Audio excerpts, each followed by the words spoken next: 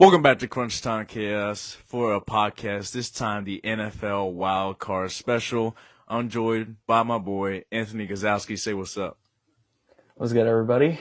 Good to be back. Friendship for over 10 years. Crazy since the rec center days. Good times, man. Good times. Good times. Good times. He was here early in the season when, honestly, I think it was like week 3 or week 4, I do believe, if I'm not mistaken. Yeah, somewhere within that frame. Yeah. Oh, yeah, and a lot has happened. Now, you are a Seahawks fan. You finished the season 14-3. You had the number 1 seed. You gotta bye. What are your thoughts on the Seahawks season as a Seahawks fan? Oh, I prepared a lot of notes on what to talk about. So, I mean, looking back at last season, obviously when we beat the Rams, it still wasn't enough to make it to the playoffs. Both teams were 10-7, but if only we beat the Giants last season, we could have taken that spot. But in that locker room, Mike McDonald talked about building a foundation for this team, and boy, oh boy, was that foundation built. And it was mainly known through its defense. I mean, with his experience as defensive coordinator for the Baltimore Ravens, we knew that he was going to be a very well defensive-minded head coach. And I mean, I got the stats right here. 26 straight games where an opposing running back ran for less than 100 yards per game throughout the season. Wow. Yeah.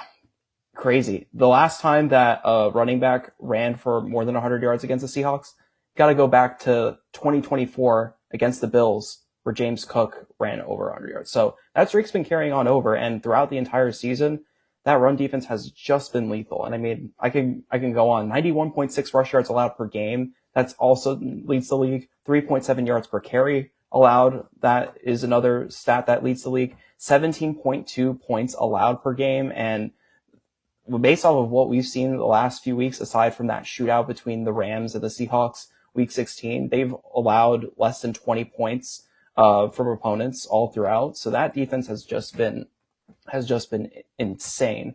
And then looking at third down conversion rates, it was a 32.05 opposing third down conversion rate that also leads the league. So this defense has just been, it's reminiscent of one of the main reasons why I hopped on that bandwagon when I was 9 years old, was just to see that defense really come together. And then put it up with a balance on that offense too. I mean, looking at some of the stats, I mean, it's pretty much been 50-50 when it comes to running plays as well as the pass games. But we all know that pass game has definitely been more well known, especially since JSN ended up being the top receiver of the season. I mean, Puka came in really close, especially within those last few weeks. He had 225 yards in that game against the Seahawks. But I mean, the way that JSN has been performing, especially within that first half of the season, became the first receiver this season to surpass 1,000 receiving yards. Absolutely incredible. The offense ranks both in the top 10 in both rush yards and pass yards per game. Had the third highest scoring offense per game as well within this season. So I think, I think the offense has been really, really well centered with that wide receiving room, obviously with JSN, and then Cooper Kupp, which we also picked up from you guys this season. Though he hasn't been getting a lot of action, he definitely was a very, very key person to have on that wide receiving room, especially with the Seahawks. I think each of them have averaged around 9.1 yards per catch or per play. So a very, very dynamic passing offense. I can go on. Rashid Shaheed, I mean, we picked him up during the trade deadline, and he made an immediate impact on special teams. So all in all, it's been a net positive going in. The only downside, and one of the big reasons, one of the things that would be very, very concerned heading into the divisional round, whoever we go up against, is just those turnovers. As much as I hyped up about the offense and the defense within those mind-boggling stats, Sam Darnold is the third worst in the most interceptions thrown this season, behind Tua and Geno Smith. He threw 14 picks, which was a lot more than, was 2 more than last season, where he threw for 12 with the Vikings. The Seahawks fumbled the ball 26 times as well, which is also the worst in the league. So turnovers have definitely been a very big problem for this team. And I think that that's going to be one of those things that's going to bite them in the dust if it just so happens that Sam Darnold's going to have one of those games where he'll see ghosts. And within that first game against the Rams this season, no touchdowns, 4 interceptions. I mean, he can have games where he can absolutely thrive, but then there's also games where he can go back to the days where he was at the Jets and just underperform and not be at that space where, he can be at his best. So overall, very, very happy with the way that the season's gone. I had obviously some questions, especially given Sam Darnold's pass, and obviously he led the Vikings to a impressive 14-3 season with the Vikings, but then he fell apart in the wildcard round. So I'm glad that he's at least going to be one round further by taking a little bit of rest. But we're going to have to wait and see what comes in the divisional round in was it next week? Yeah. Honestly, he's having a solid season. I mean, when he was with the Vikings last year, sensational, but it's going to come down to those turnovers. It's all going to be on Sam Darnold. Can he get the goods done? He did conquer his demons. He beat my Rams. And I think, was that week 16 or 15? Week 16, yeah. Yeah, week 16, we collapsed. The Rashid Shaheed pickup was amazing. And then it was huge. On week 18, against Brock Purdy, he's been on fire. Like 5 passing touchdowns. His team was averaging, scoring over 30. Shut him down to 3. I know they've been dealing with a lot of injuries, but a very impressive win. And right now, you guys got the bye. Yeah. It's much needed, too, because, I mean, we do have a couple of injuries on our end to worry about. I mean, Kobe Bryant was one of those players in our secondary that went down against the Rams in week 16. Yeah. I don't think he played within those past 2 games, so he's definitely going to be a guy that's going to need a lot of rest in preparation for this divisional round. It was a knee injury. It's not significant, though, so not sure if he's going to be out or in a sense, but he's definitely going to benefit a lot from this rest.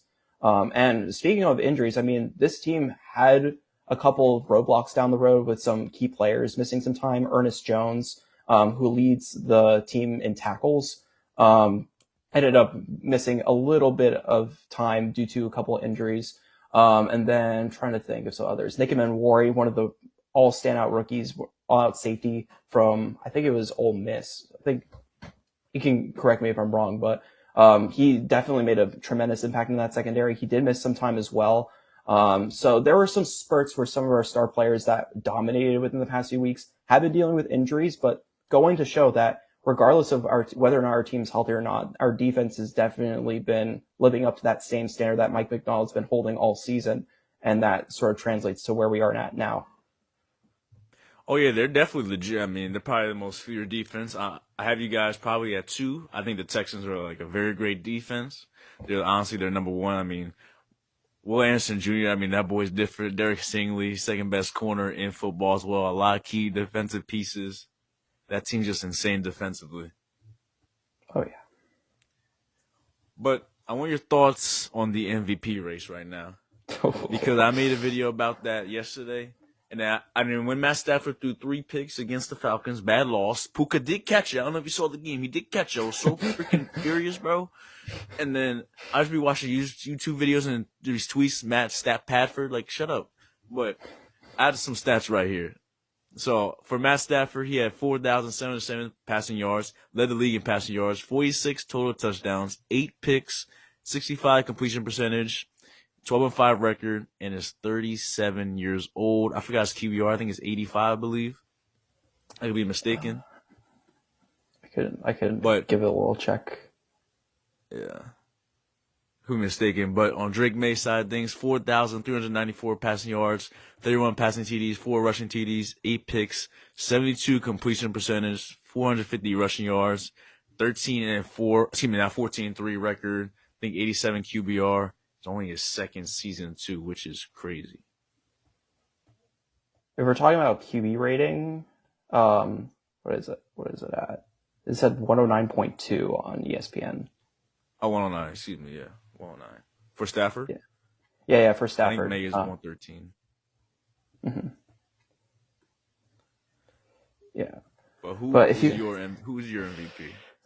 I mean, it's definitely been tight. I mean, you can pose an argument for Stafford. He's got a lot more passing touchdowns up to his helm. I really think that he really thrived with that offense with Puka in the helm.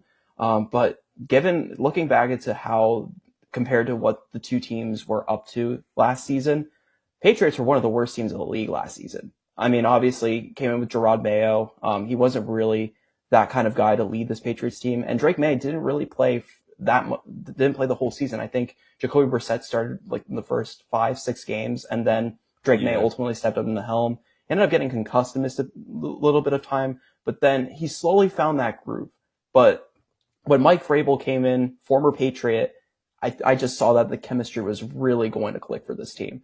So yeah, it's been really hard to dictate because, I mean, given it's Drake May's first season, he had those comparable stats, where he had amassed 4,300 passing yards. Again, not as many touchdowns compared to Stafford on the passing helm, but I was also looked at some rushing stats because, I mean, if a good quarterback can also run the ball too, he can also kind of make that debate up.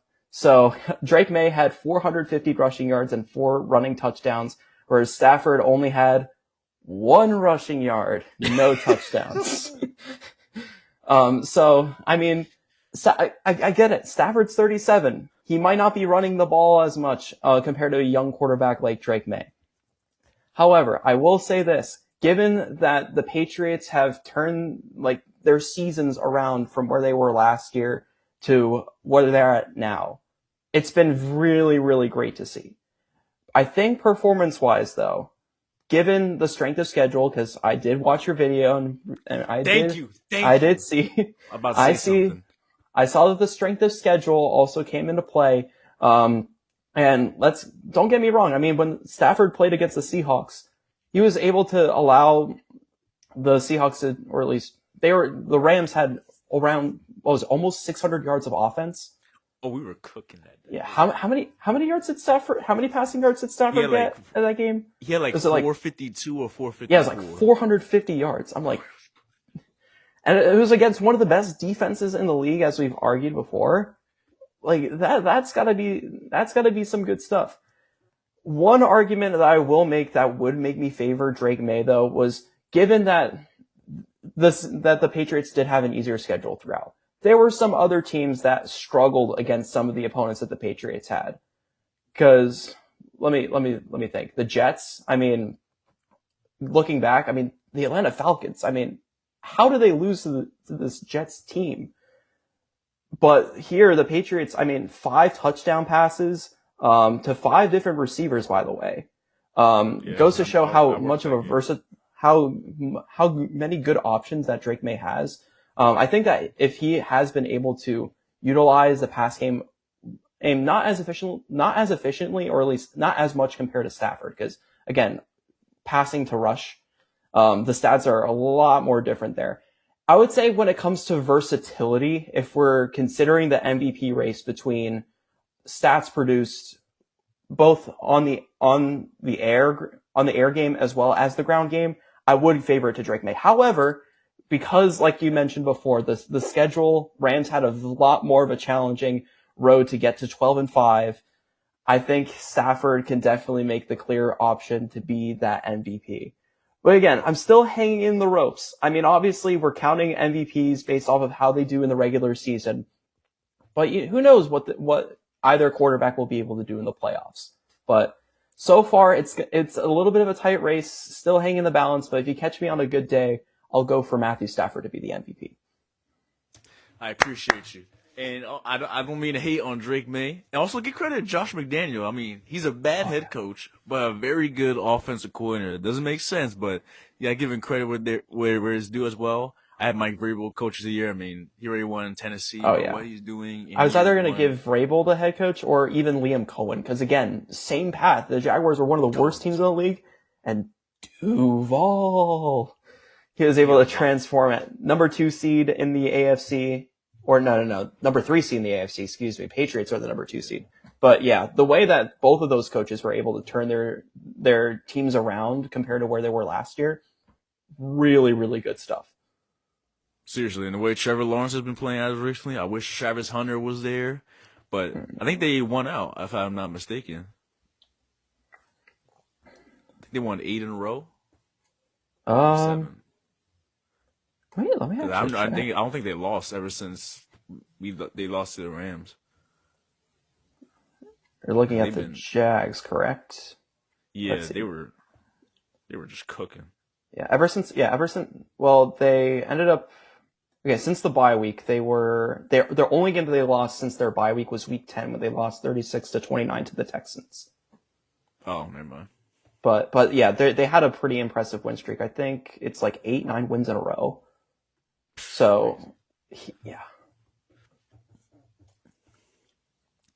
And a quick thing before we go on to wildcard predictions, a lot of coaches have been getting fired. I just made a video about Kevin Stefanski.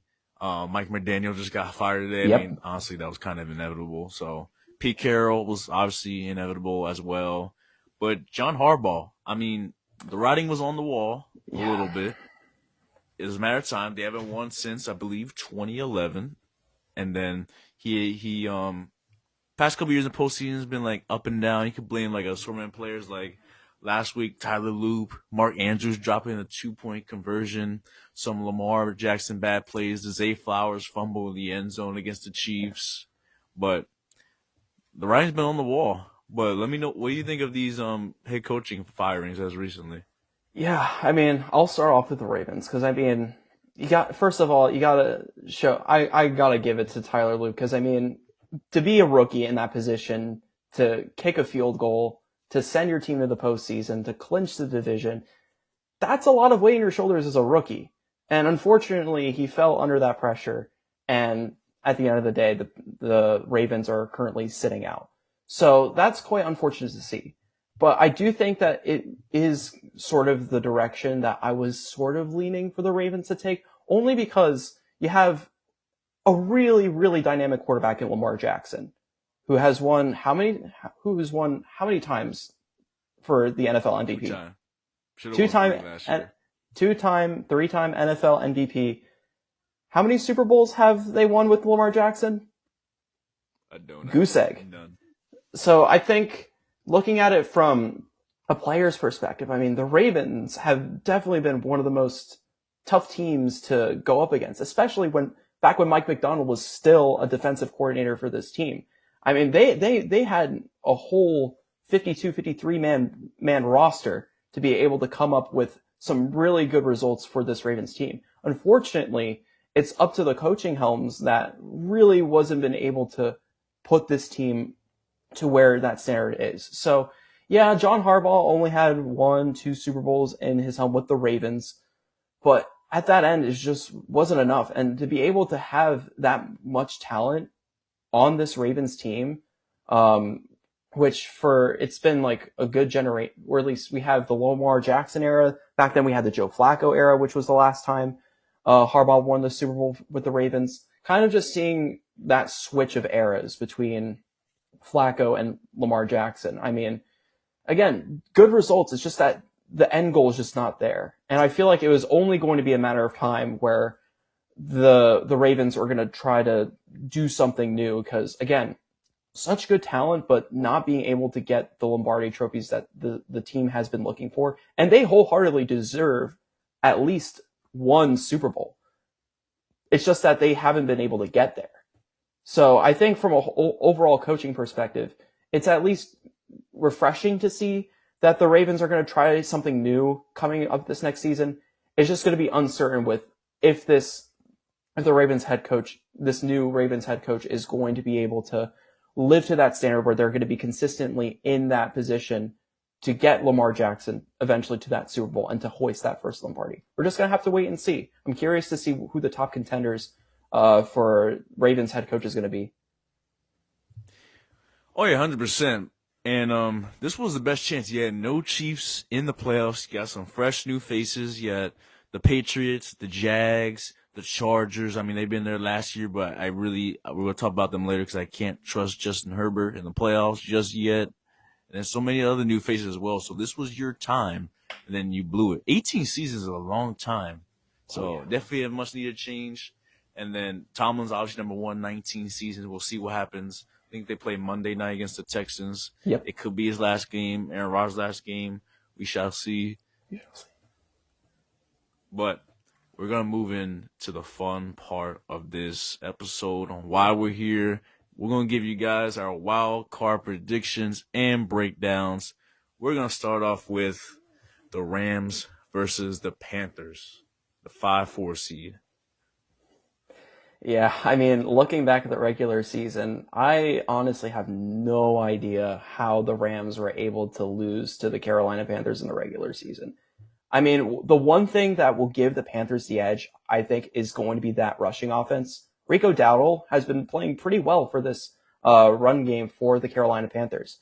Ted McMillan, who I have as the offensive rookie of the year, he's been playing pretty well. Surpassed Egbuka in receiving yards in the division and was able to get that 1,000 rushing, not rushing, 1,000 receiving yard season for a rookie. That's pretty impressive.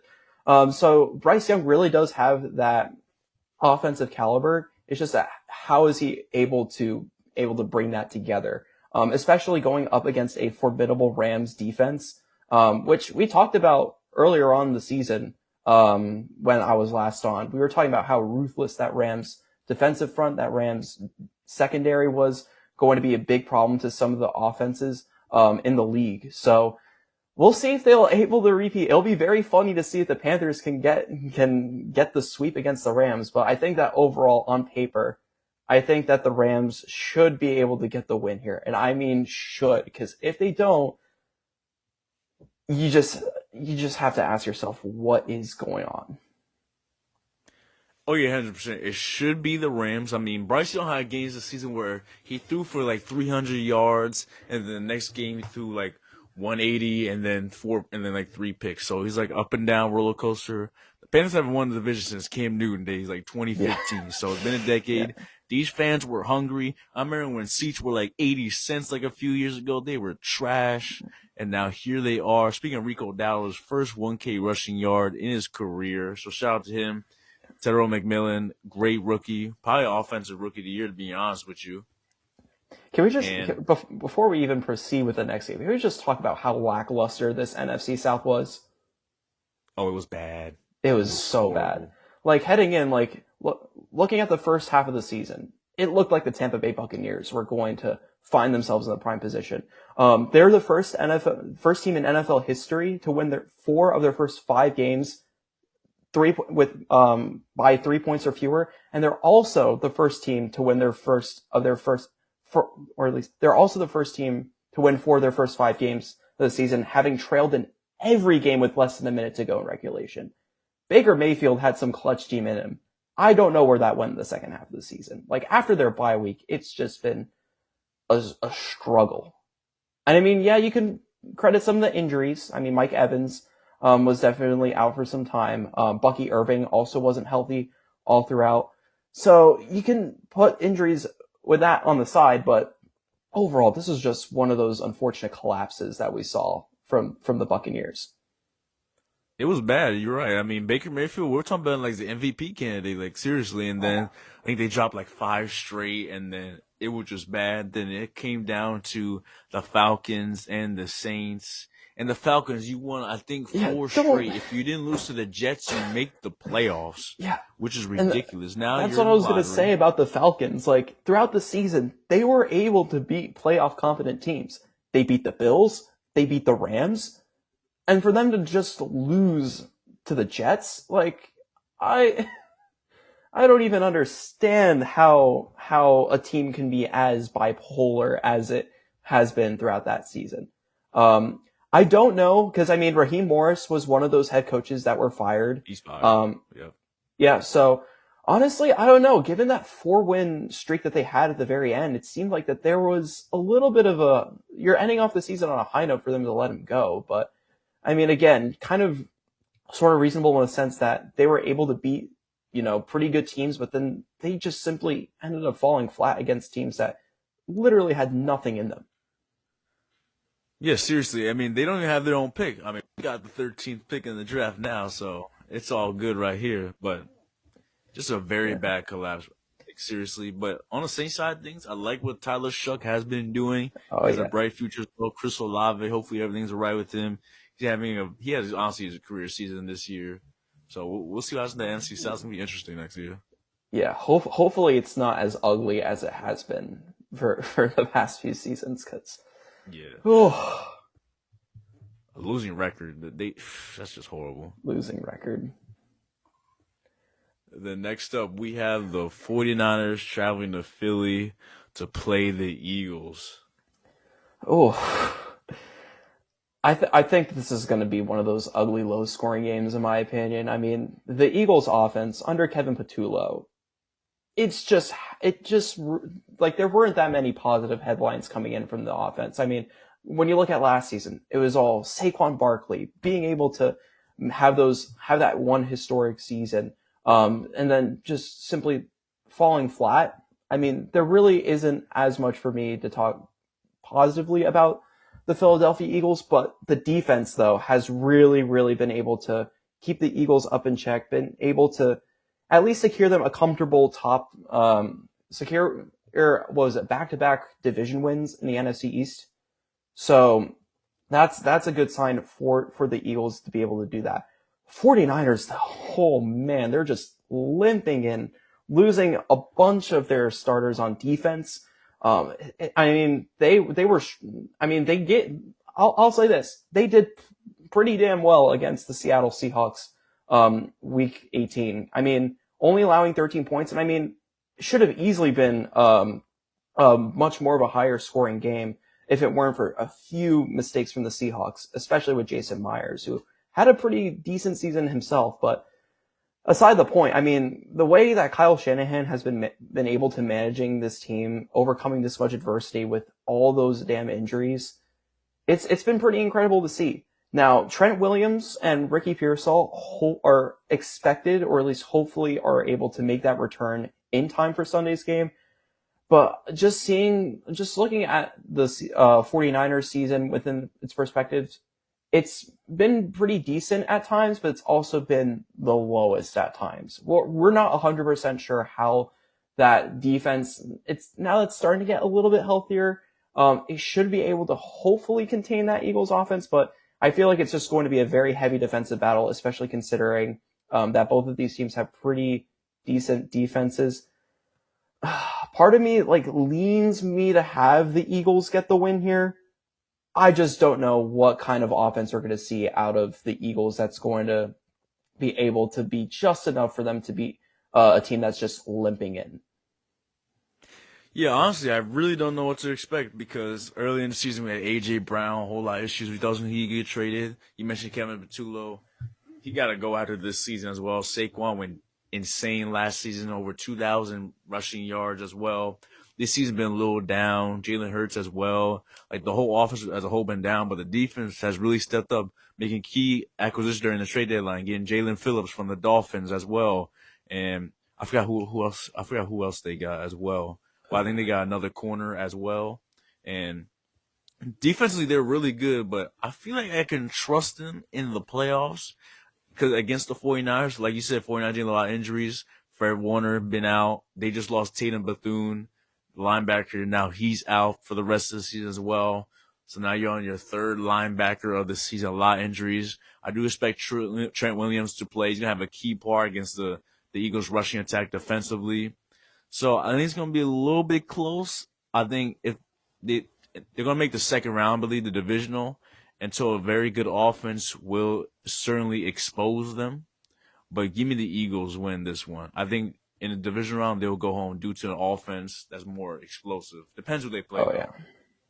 Yeah. Because the Eagles are at the 3 seed, so they can't really play the Seahawks until at least the NFC Championship game. Yeah. So yeah, we'll just have to see. But I definitely agree. I think the Eagles offense has been very, very slow this past season. And if they are able to make their way and squeeze their way past, in the wild card, we're just going to have to see what kind of defense is going to really just shut their offense down. Oh yeah. Then next up, how the wild card in the NFC, we have the Bears back in the playoffs against the Packers. Division rivalry, NFC North. It's going to be a good one.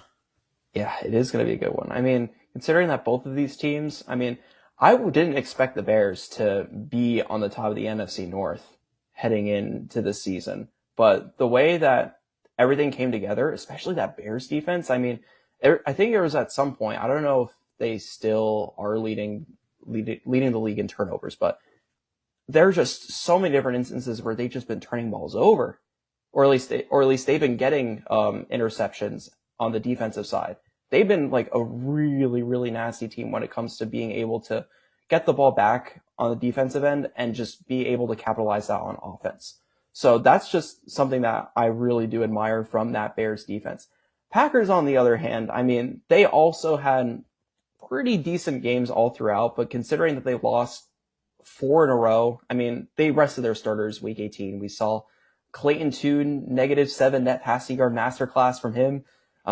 For sure, like, we're not going to be able to see him, but the Packers are also kind of dealing with their injuries. Jordan Love ended up with a concussion in that regular season matchup week 16 against the Bears. And even then, there are definitely some instances where I find that the Packers, they could try to make some running, because I mean, 2023, I mean, when they ended up beating the Cowboys, becoming the first 7 seed to beat a 2, I didn't really expect that much of a good performance there from the Packers.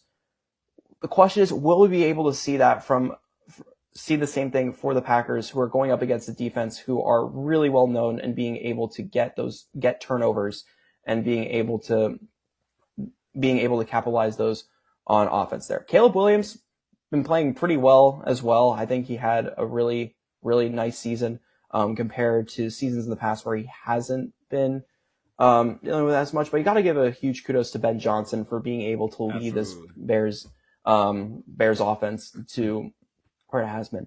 I think it'll be very, very close. I mean, considering that the last 2 times that these two teams went up against each other, the Packers ended up getting a win, but it was only off of a pick in the red zone within the dying seconds of the game. And then the second matchup, the Bears won it in overtime after a really, really impressive comeback.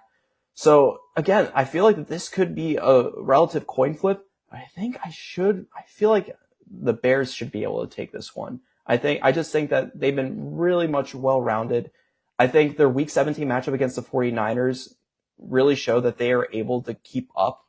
The only problem is, again, with whether or not this Packers team is going to be obviously going to learn their lesson and not choke in those fourth quarter games, but we're just going to have to see. But in the meantime, I think the Bears look more well-competent, and I think that the Packers may have a couple of injuries here and there that may or may not kind of hinder their team performance overall. So I think I'm going to lean more towards the Bears to get the win. If Micah Parsons didn't go down, I still probably would have said the Packers. I mean, that's obviously a key injury, but Christian Watson has been balling as of recently. Oh, yeah. But this is the Bears' first time in the playoffs. I don't know how Caleb Williams is going to play. That rushing attack with DeAndre Swift and Kyle Monangai is really good as well. Colston Loveland having a great rookie season as well. Luther Burden had a great draft, nice O-line. It's going to be close. I got to see how the Bears do under pressure as well. Also, give credit to Ben Johnson, like you said. Honestly, coach of the year, just insane. I think they haven't won division since 2018. I could be mistaken. But, yeah. Seems about right, though. Yeah, it's going to be a close one, though. You know what? Give me Chicago. It's going to be a little close, though. But I won't be surprised if the Packers win. Yeah, I wouldn't be surprised either. Next, we're going to shift into the AFC.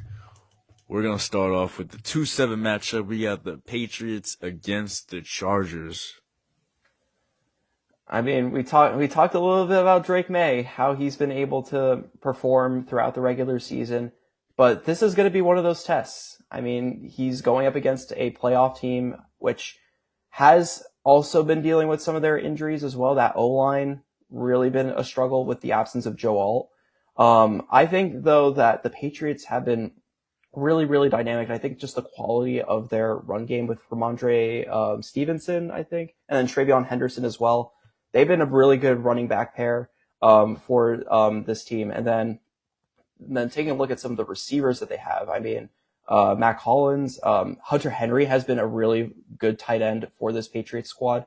So I think that overall, I feel like that the Patriots should be looking pretty good, but you never know. Justin Herbert has been in the playoffs before, and this is no. No, sorry. Yes. I'm sorry. Yeah. Go ahead. But again, this is kind of a situation where this is the first time Drake May is in the playoffs. He's getting his first taste of postseason football. we've seen some players crack under the pressure. We'll see what Drake May has been able to do. But I think that because the offensive line for the Chargers has definitely been lacking, especially with the absence of Joel, I think that this should be a safe bet to go for the Patriots. But hey, you never know.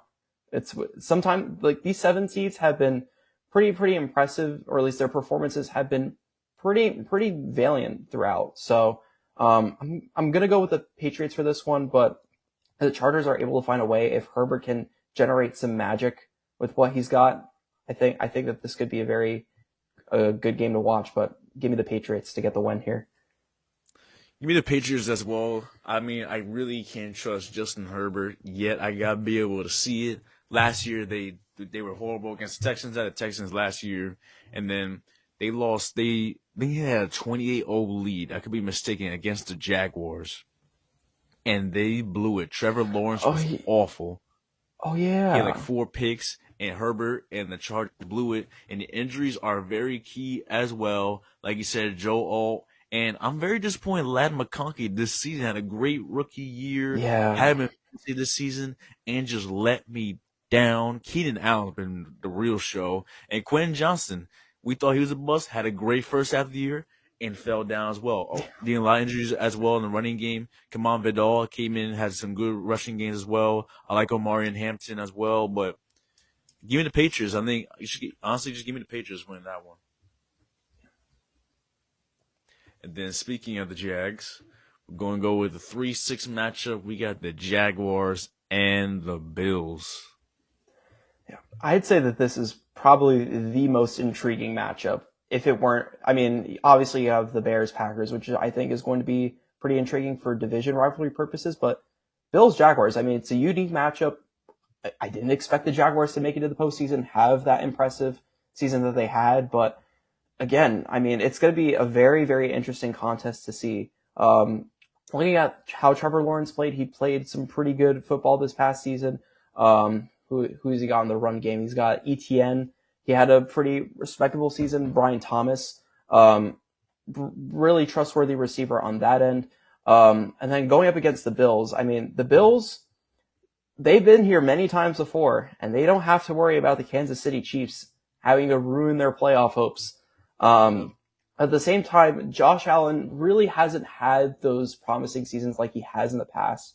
I think that he has definitely been relatively below average.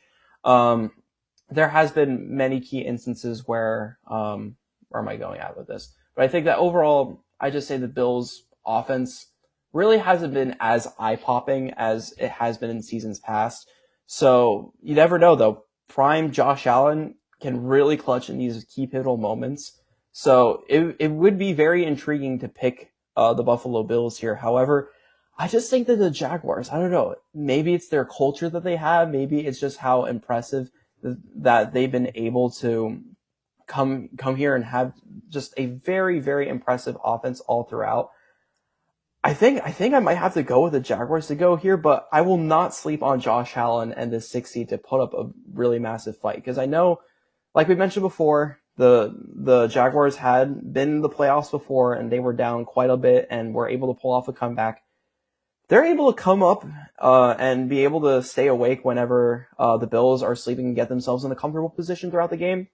They could be a very ruthless team that could try to go for those comebacks. So I have this being a very tight one. I'm going to go with the Jaguars, though, to perhaps pull out with the win. We're just going to have to see if primetime Josh Allen is able to get the job done and help lift this team. Call me crazy, but I don't see.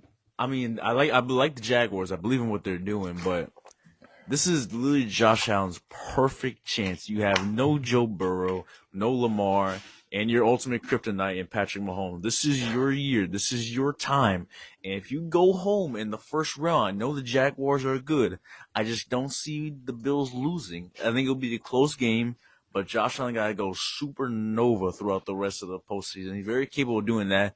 And James Cook got to do his thing as well in the receiving room. Khalil Shakir, you got to step up. Keon Coleman, you just got back Gabe Davis.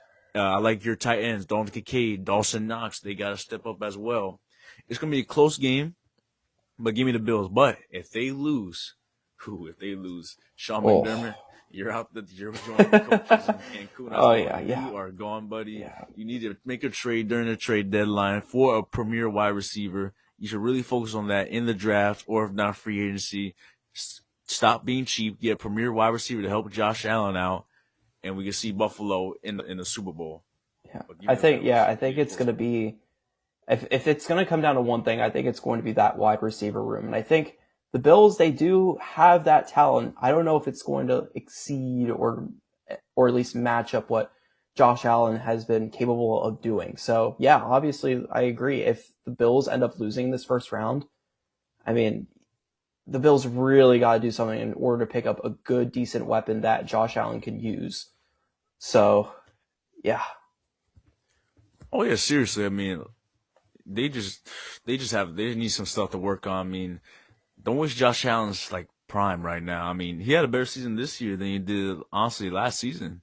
And the defense is like off and on. We'll see where it goes, but the Jaguars defense is nice. I like Devin Lloyd. He's nice as well. And they're underrated defense. We gotta give them some love there as well. oh, And then we have the final wild card game.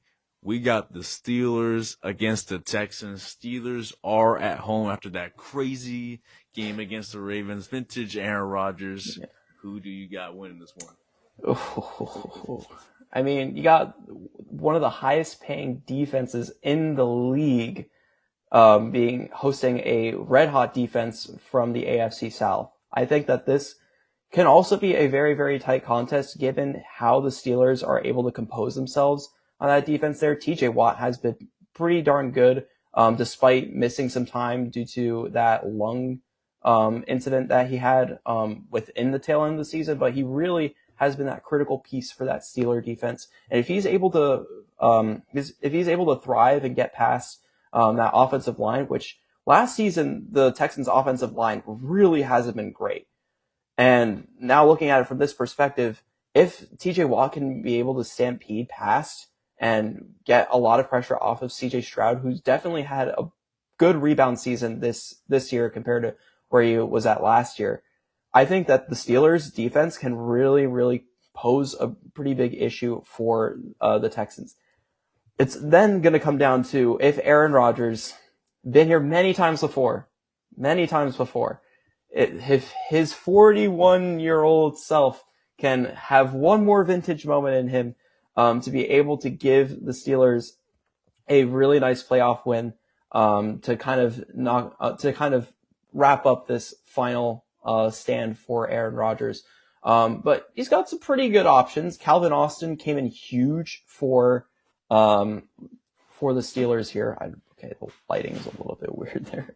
Yeah, Calvin Austin played pretty good against the Pittsburgh Steelers there. And I'm trying to think of some other viable options. Pat Freiermuth, really, really ruthless game. Very pivotal moments they had there against the Ravens on Sunday night. So if he's able to repeat that, then they could be a pretty ruthless challenge for the Texans.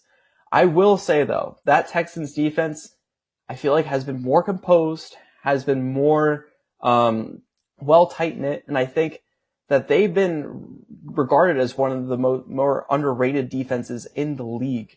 And hey, they might be getting paid less than the linebackers or the defensive end linemen of the Pittsburgh Steelers.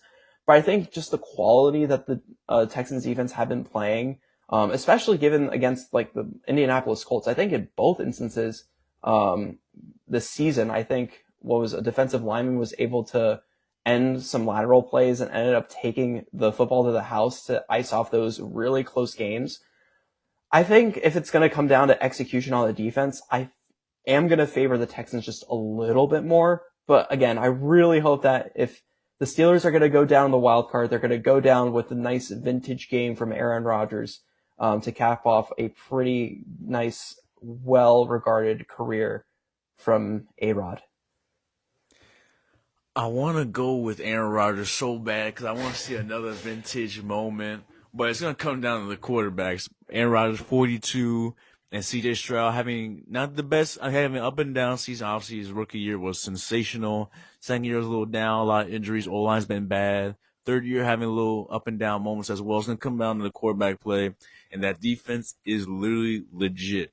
And now the Steelers have DK Metcalf back. He is so lucky that they didn't go down I forgot about against DK the Metcalf. Ravens. I was thinking about potential weapons, and then DK Metcalf, he's back after that 2-game suspension.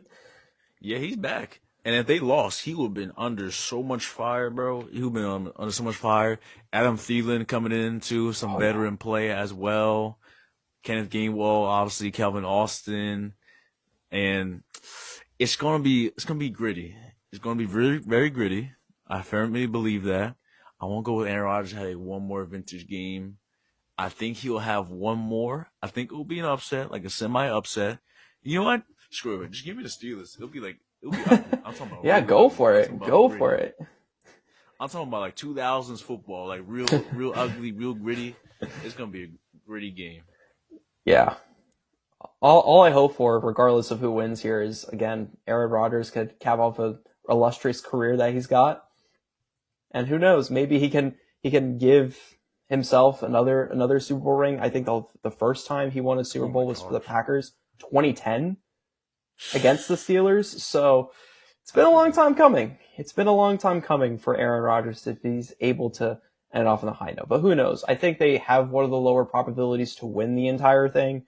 But again, you never know. The chances are not 100, but they're never 0. They're not 0. Exactly. If he wins, his stock will go through the roof. Like I'm talking about, that'll be one of the more impressive rings like ever, honestly. Oh yeah. But if the Steelers do lose in a wild card, will Aaron Rodgers be done? Like retire, or is Mike Tomlin out the door? Ooh. Because I mean, I feel like Aaron Rodgers did say that this would be his last stint, but I don't know. Do they let go of Mike Tomlin? I mean, he's given the Pittsburgh Steelers that same hope of getting those winning records, but again, it's kind of like similar to Harbaugh. I mean, you have all this talent, but just not being able to produce the results that are desired. I mean, sure, the Steelers have the most Super Bowl wins of any team. They have 7 Super Bowl wins. So yeah. I think, yeah, and those are going in the early days, I think, when Tomlin was able to lead the helm. Thinking about it, did Tomlin ever win a Super Bowl for the Steelers? Yeah, I think Tomlin got one. Just one. And that was back in like... I think it was 08, I believe. Yeah, 08. 19 years. Okay, either 08 or... I think it was 08 then. I think if it was against the Cardinals that one time, then yes. So, again, coming at it from a perspective from the Ravens too, like, he's been the guy for God knows how long, and was able to pull off an impressive stat of finishing up all of his seasons as head coach with winning records. Were they able to do a lot with them? Sure, some seasons, like, they had some pretty impressive runs in the divisional round. I don't know if they've made it to the championship game within, like, the past 10 years. No. So it's just going to come down to looking at it in the sense that where the team is at now versus where they could have been, in the past decade. If Tomlin wasn't able to deliver the results that Pittsburgh was hoping for, especially coming from a team that's won the most Super Bowls, yeah, I think Tomlin might be out the door. I mean, for time's sake, like, you think, hey, one more season, try to get to 20 straight seasons without having a losing record. But I think it's just going to come to the point where the standard is just getting really old in Pittsburgh. They just want another Lombardi, the first NFL team to have 10 Lombardis up in their name. I think that if there's a time for change for the Pittsburgh Steelers, it's going to have to be at the end of this season if they don't end up getting the result that they want. Oh, yeah, I agree. It's the same thing like you said with John Harbaugh. I mean, you've done a lot for me in the past, but as of recently, we have been getting out in the first round. We haven't won a playoff game in, I think 7 years. It's been way too long for Steelers standards. I mean, they're one of the high echelon standards in football and honestly sports as well. So those fans are definitely hungry. I mean, we hear boos. Like, I heard some boos against the Ravens game. They are definitely hungry. And then sometimes you could use a new voice. I mean, I think they drafted Will Howard. We'll see how he can do. I mean, depending on how far the Steelers get, they could run it back one more year. They're a little on the older side, but this could be the last round trip for the for the team at least. Yeah, could be it. Now we do a final thing before we end it off. What is your Super Bowl prediction? Oh, now it's easy for me to argue to think that the Seahawks. I mean, they're some of the big favorites to win the Super Bowl this year, or at least make it. You're the I think they number have one a 30. favorite, by the way. Yeah, they have a 33% chance to make the Super Bowl. So it's hard for me. I mean, especially as a Seahawks fan, like obviously there's like some bias to it that, oh, I think the Seattle's going to go all the way. I think that this is their prime opportunity to go all the way here. Cause who knows what's going to happen next season. I think we have Sam Darnold in the 3-year contract. Who knows what kind of Sam Darnold we're going to be seeing next season. So I think if Sam Darnold's able to continue to play the way that he's been playing on those good days when he doesn't see ghosts, this is the prime opportunity to do so. So I think the team that will give the Seahawks a big challenge, I mean, the Rams, obviously, anyone from the NFC West can give the Seahawks the biggest challenge, which is why coming in, I'm fearing like, when we get to the NFC Championship game, if the Rams and the 49ers still stick around, they could pretty much come from behind and take it. So, it's definitely really nice to see that the playoffs are going to be running through Seattle on the NFC side. I'm trying to think if there are any other teams that can pose a big threat. Obviously, when you're talking about a quarterback who has been struggling with turnovers, the Bears are definitely going to be a team that you don't want to face if you're going to turn the ball over, especially since the Bears, again, do a really good job on capitalizing on them. We're going to see. In terms of ideally, realistically, could we potentially see a repeat of Super Bowl 49, Seahawks-Pats? Hey. That could definitely be very, very intriguing, nice. At least in my end. The Broncos, I mean, they're the number 1 seed in the AFC, but we really haven't been talking about it that much, which has definitely been a big shock to see how, again, team went 14-3. I just feel like that they've been like the more quieter team because of just, Bo Nix had some ups and downs throughout the season, throughout there, but that defense from the Broncos is definitely a defense to really keep an eye on the AFC side of things. I just don't know if when it comes to a test where you have, let's say, Bo Nix and Drake May dueling it out in the AFC Championship game, which one will come up under pressure. But I'd say for me, it'd definitely be fun to see the Seahawks and Patriots duke at it in, the next generation. Because Super Bowl 49, we had prime Russ Wilson going against Tom Brady. And we all know what happened. Hopefully, if we make it to the Super Bowl, it ends up being the matchup. Mike McDonald does not make that mistake. So, yeah, I'd say for now, I'm going to go with Seahawks. Why not? Seahawks-Pats. Super Bowl 49 repeat. Seahawks-Pats, I like it. Now, in terms of the Broncos, we really haven't talked about them a lot. I mean, there's a lot of Bo Nix haters. I mean, he has like an up and down season as well. But the defense is literally insanely legit. They're like a top 3 defense, in my opinion. They're going to get in your face, but it's going to come down to Bo Nix. It's all going to come down to him as well. In terms of Super Bowl matchups, it's easy to say my Rams, which I think we're very possible to do. We had the second shortest odds, I think, to ESPN.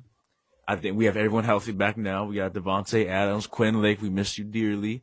Hopefully we get Kevin Dotson back for the O-line. But those two, Devontae Adams practicing right now, and Quinn Lake, I think my Rams have a good chance. On the AFC side of things, can a 6 seed make it all the way to the Super Bowl? Yeah. Can Josh Allen get it done? It's hard to look away from the Buffalo Bills, especially it's not really usual to see the Bills ranked solo as a 6 seed.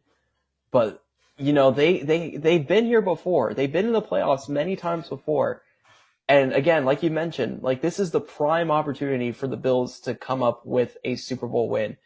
No Lamar, no Joe Burrow, no Patrick Mahomes, which again, I'm very surprised that we haven't talked about the Kansas City Chiefs at any point throughout so far. But it's good. It's good to kind of just breathe some fresh air, not having to think about the Kansas City Chiefs. The first time we ever heard them. This is nice. Yeah. So I think it's really hard to look away from this Buffalo Bills team. If they're capable of beating the Jaguars, oh boy, it's gonna be quite quite interesting to see what the Bills could do beyond that. So yeah, it's hard for me to think now. Maybe the Bills could actually be able to do it this time. I'm gonna tell you this because if the Bills were the 7th seed playing against the Patriots are gonna stay in the locker room, pack their bags, and just go on and drive home. Because I honestly think the Bills would have beat the Pats.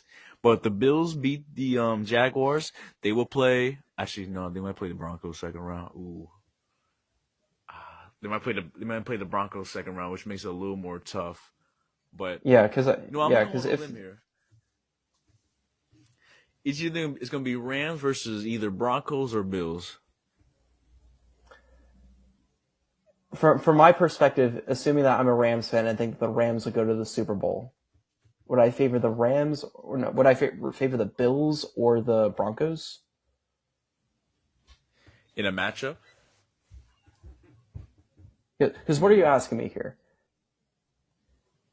No, I was just telling you. I was telling you my prediction, but in a favorable matchup scenario, I think the Broncos' defense is nasty, but the offense is a little sluggish.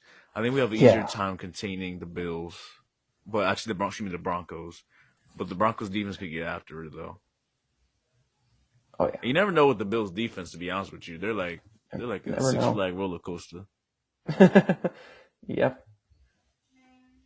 But any final thoughts on NFC wildcards, predictions, or anything NFL news? I think I'm just gonna say overall, what a season it's been. Like the way that the season has been going along was just really, really crazy to watch. And then, because I mean, a lot has changed within the 15 weeks since that we were last on this podcast. We're thinking about, oh, Patrick Mahomes can, if the Chiefs are able to keep things together, that they should at least make it back to the postseason. 15 weeks later, I mean, Patrick Mahomes recovering from torn ACL. And like, we just witnessed that without Mahomes, the Chiefs are just not as good. One question I will ask though. Do you think Travis Kelce's done for? Was that the last time that we saw Travis Kelce? That's a good one. Honestly, he has nothing left to prove. Like, I mean, you couldn't go home after you got beat down by the Eagles, so he had to come back. But Mahomes was probably gonna miss a big chunk of the season, and Lord knows what he will like be when he comes back. So if I'm Travis Kelce, you got your 3 rings. Plus, you have to stay a little while longer to have a couple of things done. You need a new running back. Kareem Hunt and Pacheco aren't good enough. They should have made a trade for Breece Hall during the trade deadline. And Devon Achane. I learned that like a few days ago. All you had to do was give up a 2nd-round pick for Devon Achane. You got to get that done. The receiving room, Rashee Rice, the O-line, the defense. So you have a lot of stuff to do. If I'm Travis Kelce, you call it a career. You're arguably the greatest tight end of all time. In my opinion, Gronk is number 1, but arguably the greatest tight end of all time. So you got to retire after this season. Nothing left to prove. Yeah, nothing left to prove. Unless you want more catches and touchdowns, but yeah. And then since we did talk a little bit about MVP, why not go over our picks for let's say Coach of the Year and Offensive Player of the Year, all those NFL honors rewards there. So obviously starting off Coach of the Year, I mean, we were thinking Mike Vrabel, Ben Johnson, good contender, Liam Cohen. I mean, Mike McDonald, I mean, probably not in that sense, but I think that I would say it will probably I feel like it'll either go to Vrabel or Cohen, because again, looking at where both the Patriots and the Jaguars were the season before and where they're at now, it's been pretty damn inspiring to see. But I'd say a sleeper pick for Coach of the Year will definitely go to Kyle Shanahan, because again, his players are going through battles with injuries, but the way that they've been able to stay in it, and the NFC West this season was just no joke. I mean, it was all Seahawks, Rams, 49ers, I mean, Cardinals, I mean, they're just thing on the side, but those 3 teams gave the division, like, its notoriety. Nobody would want to face a team from the NFC West. And the way that the 49ers are able to stay in it despite their circumstances, that's some pretty good stuff. 100%. Kyle Shanahan, very underrated Coach of the Year. They were 12-5. Yeah, they were 12-5. 12-5, yeah. But earlier, like middle of the season, I had Mike Vrabel. This was like before the Jaguars started taking off. So to me, 1 and 2 are Liam Cohen and Mike Vrabel. And the way the Jaguars have finished this season, I know the Patriots are 14-3, insane turnaround, like a 9-game turnaround, which is ridiculous. But Jaguars were stuck in no man's land. I know both teams, Patriots had a little bit more hope than the Jaguars, I would say, last year. You know what? Give me Liam Cohen and the Jaguars. All right. Then we got All right. So we got MVP Player of the Year. Yeah. I feel like it's either going to be JSN or Puka. One of the two. Because looking at JSN, he reached 1,000 receiving yards week 9. He became the third player in NFL history to have more than 75 passing yards in the first 9 games of the season. He joins Michael Irvin and Antonio Brown within that stat. So overall, he was balling. I mean, yeah, he didn't get as much time, or at least he didn't get as much attention within that second half, or at least he didn't really get as much productivity from him, or wasn't targeted as much. But at the same exact time, he had a good quality. That's one of like the main things that he was able to have throughout. He ended off the top 1,763 receiving yards. Pretty damn respectable, but Puka Nacua, his momentum shift, like his second half was just on more upwards of a trajectory. And I mean, he came pretty close to overtaking JSN for that receiving yard title, which JSN had held on for quite some time. So for him to be able to make that jump and cut it close definitely makes it a good contender for Offensive Player of the Year standards. But I think overall, when it comes to consistency throughout the season, and when it came to coming out with, or at least starting things off with a bang, I feel like I gotta lean more towards JSN. Yeah, I'm gonna go with JSN. I mean, if Puka didn't miss those games earlier in the season, you could argue 2K. You could argue 2K with JSN too if it didn't cool down, because he already surpassed the Seahawks receiving yards title within what I think was like week 12, which is insane. We thought he was gonna get 2,000 yards, but he is the receiving yard title as well, 10 touchdowns on the season. But if the CMC had 1K rushing yards, 1K receiving yards, been the second time in his career he would have done that, which would have been most all time, would have been insane as well. Just an underrated candidate as well. Jonathan Taylor, you were there, and the freaking Colts. The Colts. You lost, I think they lost 7 in a row. You had to bring back old man Phillip Rivers. I knew they were on decline. They had a 98% chance to make the playoffs at some point, and then. Yep, he was on like LaDainian Tomlinson stuff like there with 30 touchdowns, total touchdowns a season, and then just collapsed. You'll still probably be first team All-Pro if I'm being honest with you. Yeah, but he was. It's just really unfortunate to see from the Colts. Very unfortunate. It really sucks. Now we did talk a little bit about CMC, which for me, I would say that he's my pick for a comeback player of the year. Oh yeah, honestly, comeback player of the year. I mean, you had Phillip Rivers, but I wish. Yeah, Phillip Rivers, but hey, he got a touchdown at least. Hey, he had a couple. He's still ahead of Stafford by 4 touchdowns, so Stafford got to win next season. Yeah, but you said CMC. Yeah, I mean, you can argue Dak Prescott as well. He did have that leg injury. Had a pretty good season overall, but again, Cowboys didn't make the playoffs. I mean, you can blame their defense a lot with Matt Eberflus in the helm. Luckily for Cowboys fans, Flus is gone, so that's thing to go for. But I think, like you mentioned before, CMC was really close to that 1,000 receiving yard mark, which would have been really cool to see that 1K rush, 1K pass overall. Very, very good season for CMC, a way to come back for him, despite the adversity that he went through last season. Like, man, that was just tough for him. All right, now speaking of defensive player of the year, I think there's only one contender only. Yeah, that's easy. I mean, 3, 2, 23 sacks. 23 sacks. I mean, dude's a beast. I mean, I feel like there were instances where, though, he did want a little bit out and that he was frustrated with the way that the Cleveland Browns were running the team. So I think that to be able to cap it off with a single season record in sacks with this team, definitely on a high note there. Who knows if he's going to stick around? Who knows? He may or may not stick around for another season or two with Cleveland, but I think best believe it. He could retire. He could move on to another team. We'll just have to see what it'll look like. If his team was better, he would have been a good MVP candidate as well. Yes. But Yes. he still went deep. You know why? Yeah. All right. But I see a lot of hate saying he had like more games to play. Like, no, bro, he still got 23 sacks.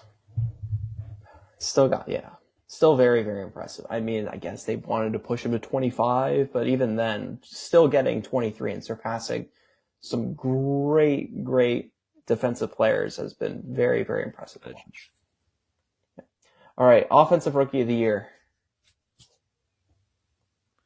I said it earlier. I think Tech McMillan is going to be able to get it. I think being able to surpass 1,000 receiving yards this first season was a really good product for, or at least really good receiver, good option for Bryce Young to utilize. And he was able to thrive despite, the Panthers having some ups and downs throughout their season. Trying to think of some other good contenders. I mean, Egbuka would have been on pace to have a good offensive rookie of the year season. Unfortunately, just injuries kind of got in the way from him. TreVeyon Henderson. TreVeyon Henderson's been playing pretty decently for the Patriots. So yeah, I feel like it's either going to be McMillan. Oh, Tyler Shuck. I mean, if he played the full season, you can make an argument for that. 100%. But yeah, I feel like, I do agree. I think Henderson and McMillan are probably going to be the top two contenders for that one. And then defensive rookie of the year. I got Carson Schwesinger. Schwesinger. Absolutely. Yeah, leading it in tackles. I mean, I could have been biased with the Seahawks. Nick Warry had a phenomenal season as a Seahawk there. But I feel like when what is it here? 6th most tackles in the NFL this season, 27th in the league in tackles for loss. He's definitely a key piece for that Browns defense and was one of those key elements that were able to make light in spite of a disappointing season for the Browns. So I think Schwesinger can make a really good run, and I would say probably the undisputed favorite to win Defensive Rookie of the Year. Oh, I agree, 100%. I mean, yeah, he's the only one. Honestly, with Terrell McMillan as well, I think those are the two locks. Like you said, Ibuka, he was on serious timing. He could have passed like Puka's record for most receiving yards, but his team cooled off as well. So honestly, those two are locks. Yeah.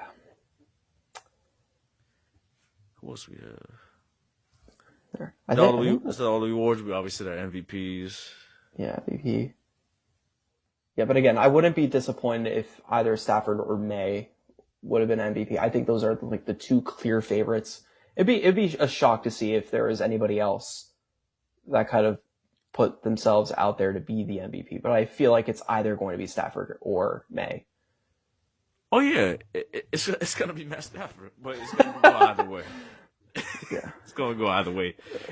Like if Josh Allen creeps in, he was creeping in. He was really creeping. He was creeping in towards the later season, and then no more pity, MVP like last year. Yeah. Who do you think was the most disappointing team this season, or at least what are your disappointing team picks? Definitely the Chiefs. Yeah. Honestly, the Bengals were up there too as well. Yeah, but I mean, Joe Burrow being out for the majority of the season, I mean, it's just kind of, I feel like that's more like unfortunate rather than disappointing. It's the Lions. It's really the Lions. Yeah. There's no excuses.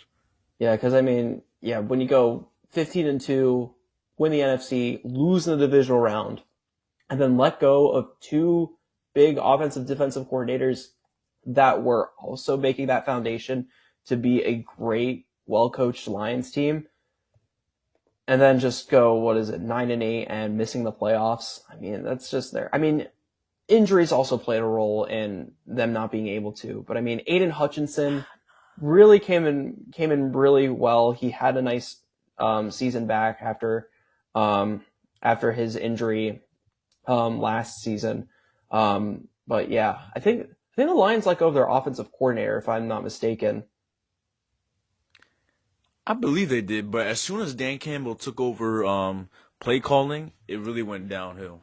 Yeah, especially on those fourth downs. Those are just like, Yeah, that was just yeah, head scratchers, bro. yeah, head scratchers. Give me Obviously like you fourth got, and six, and like, come on. yeah, yeah. Then obviously you got the New York teams, definitely on the more disappointing end. New York Jets not recording Disappointing. a Expected. single interception this season, which has definitely been very, very tough on that defensive front, especially with Aaron Glenn. Of all of all Seriously. of all coaches that you think, oh, there should be at least be an interception or at least be a pretty solid defense. You have Aaron Glenn, but then all of a sudden you got nothing to show for it in terms of interceptions there. The quarterback, the QB room, I mean, first you rocked with Justin Fields, then he was banged up, and then you got Tyrod Taylor, who's somehow still in the league, and then he gets benched for, what was his name, Brady Cook. Overall, it was just a lackluster quarterback room for the Jets. I mean, Garrett Wilson, I mean, he was like the highlight of this Jets offense, but then he just got shut down. Only amassed 395 receiving yards this season, which, yeah. Still leads the team in receiving yards, bro. And he still leads the team in receiving yards. Yeah, so overall it was just very, very frustrating for the Jets. And then obviously the other team that shares MetLife Stadium, the Giants. I mean, Jackson Dart was giving some hope. I mean, with Russell Wilson just, Scatterboo. yeah. Oh, Cam Scatterboo. I think if the team didn't have those injuries that they had throughout the season, you could make an argument that they would have at least been, I don't know, 6-11, 7-10. Definitely not like a playoff team, but definitely a team that could show signs of growth and development heading on in the seasons. They blew some games too as well. They had like a couple leads in the game. Some against the Lions, Bears, The Broncos. Broncos. That very bad collapse. They had a couple games that are so winnable, but they just blew it. Yeah. Yeah, and then they let go of Brian Dable, obviously. So now you're gonna have to see what kind of hires they're making. I think they said they're going all in on John Harbaugh. I 100% agree. So yeah, if Harbaugh could somehow lead the Giants to some glory in the next few seasons, who knows? Who knows who'll fill in that head coaching spot? But yeah, this offseason is going to be very, very interesting for some of these teams. It's gonna be really interesting. Definitely a lot of changes. But I'll just speak on the Giants a little bit. Rondale Robinson had a great year, over 1K yards. And they're not that far away. They're more closer to success than the sorry Jets. Yeah. For sure. They got some pieces I like. Malik Neighbors, Robinson, Dart. We'll see what it becomes. You got to learn to run out of bounds. You can't take in these hits. You're not as big and strong like Cam Newton. Just go out of bounds. Just go out of bounds. Scatterboo. Yeah, great defense. Brian Burns was very underrated this season. No one talks about him. He was great this season. But definitely a lot of changes as well. I obviously saw Mike McDaniel got fired. I mean, that was pretty inevitable. To win games, you have to just win games. That was his iconic quote that lives in my head rent free. You think he'll get a coaching job? I see him as a good offensive coordinator. Absolutely. But I think in terms of head coaching, I'm not so sure. Because again, I think that with the Dolphins, I mean, obviously, yeah, when Tua was sort of at his prime, I'm not sure what his prime year was. They were the 7th seed. That was a good year. They were the 7th seed. It was a good year, but then the concussions came in, and he ended up being one of those quarterbacks that ended up turning the ball the most. I think he was second behind Geno, but yeah, at the same exact time. He had a little bit of talent there. Mind you, this team scored 70 points in the regular season. And it was all on offense. But for them to just, again, be at that standard where they haven't won a playoff game, I think it was reasonable for Mike McDaniel to just get ousted from the head coaching gig. But I think there are some highlights from his coaching career from the Dolphins from the offensive perspective that still makes me believe that he's at least pretty good at making playing calls on offense. So, yeah, wherever he goes, I think he'll be a good fit for offensive coordinator, but I don't know if head coach would probably speak to him. Yeah, I agree. The Dolphins haven't won a playoff game since I think 2000 or 2001. So it's been a very Very, it's been very a very long long time. And then the season where they had 70, that was the year they had like they were 5 games ahead of the Bills, and then they just collapsed like a cheap tent. Like Raheem Mostert, a young Devon A-Chain, Tua was cooking, Tyreek Hill, Jalen Waddle. Dang, what a team that was! Wow, crazy. Mike Gesicki, wow, what a team. time. Ooh, we got some breaking news. I'm just checking X. The Ravens have requested head coach interview with 49ers defensive coordinator Robert Saleh. Interesting. They knew Because I mean, he did get the head coaching gig for the New York Jets. I feel like the Jets would have been better off with keeping Saleh. I don't know why they had the idea to fire him in the first Aaron place. Rodgers. I mean, yeah, Aaron Yes, Rodgers. Yeah. So, yeah, but I think that overall, I think there is a lot more good room for Robert Saleh to go off of. So I think if he's going to be a head coach for somebody, I think that would be pretty good. Could probably mirror Mike McDonald in being a pretty good head coach with a defensive coordinator background. So, hey, I mean, if we'll see what the Ravens come up with now, but yeah, it'll be interesting to see where Robert Saleh could potentially head forward. He also has requests from the Falcons, the Cardinals, the Titans. So we'll see if he ends up going anywhere, stay in San Francisco. He'll be solid in Tennessee, or especially in Arizona as well. Tennessee, bro, they have a long way to climb up as well. Long way. I heard the Titans are Especially also Cardinals too. yeah. I also heard the Titans requested to interview Matt Nagy of all offensive coordinators. I don't know what they're doing. He has some Oh great boy, names like Stefanski, like bro, yeah, Stefanski. freaking crazy. Yeah, very But crazy. anything else, NFL? We'll see what the playoffs have in store for us. That's all I'm gonna say. Exactly. We'll be back for the Super Bowl. But that is all for Crunchtime Chaos. Make sure you like, subscribe, share, follow my boy, and embrace the chaos.